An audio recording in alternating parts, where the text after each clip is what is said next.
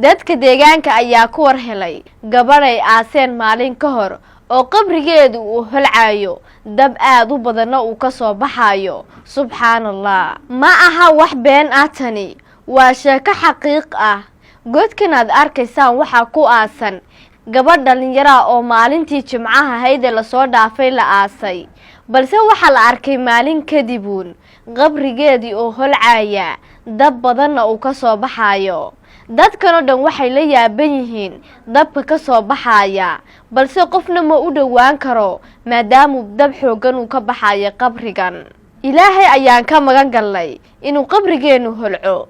cadaabul qabriga waxa la yiraahdaa waa cadaab yar oo ka sukaysa cadaabta weyn ilaahay ayaan ka magan galnay balse waxa la yaab noqotay inay xabaasha gabadhani ay noqoto xabaasha kaliyaata ee dabku dibadda uga soo baxayo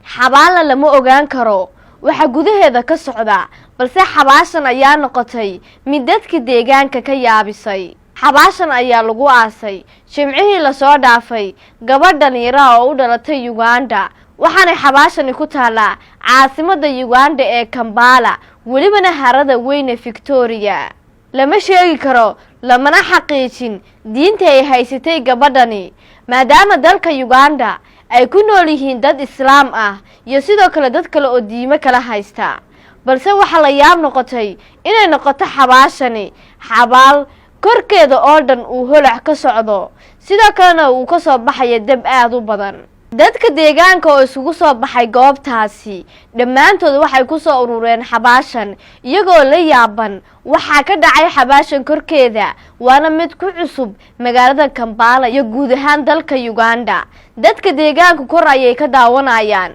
balse ma aha tan mid ay u dhawaan karaan ilaahay ayaan ka magan galnay cadaabta iyo cadaabul qabrigaba cadhooyinka ilaahay ayay ka mid tahay inuu qofka cadaabul qabriga ula kulmo ilaahay ayaan ka magan galnay qofna ma ogaan karo waxa xabaasha gudaheeda ka socda balse holacan ayaa dad badan waxa uu ku dhaliyay walaac badan dadka muslimiinta waxay u noqonaysaa tusaale wanaagsan kuwaasi oo ilaahay kaga cabsanayaan halka gaaladuna laga yaabo inay siyaabo kale u arkaan ilaaha muslimka naga dhigay ayaa mahad iskale haddaba daawade qof islaam ayaa tahay ilaali salaadaada wanaajina aakhiradaada dambe muuqaalkan u sii sheer garee si dad badan u arkaan waxa laga yaabaa inay kuwaana qaataan kuwa badaniye daawada haddaan nagu cusub tahay nagu soo biir haddii noola socotayna ku mahadsan daawashada taageeristaada muuqaalkana sii sheer garee si dad badan u arkaan mahadsanidin